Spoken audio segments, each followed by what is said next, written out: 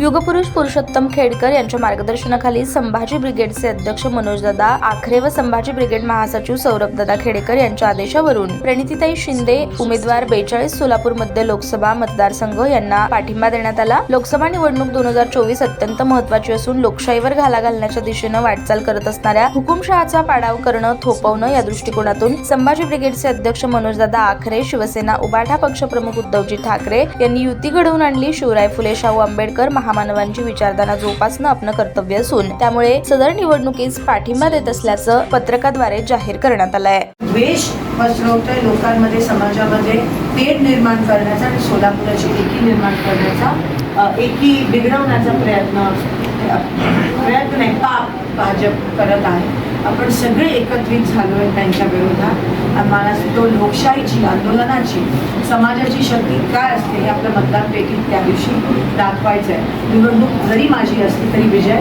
तुमचा झाला। तुमचा जो संघर्ष आहे आंदोलकांचा अनेक दिवसापासून, तुमची बहीण म्हणून मी कधीच व्यर्थ जाऊ देणार नाही, एवढ्या ठिकाणी शब्द देते आणि सांगते। पुनश्च मी दादा खेडेकरांचे मनापासून अभिनंदन करते आणि आभार मानते। मनापासून मी ऋणी आहे आपली की आपण इथे आलात आणि आम्हाला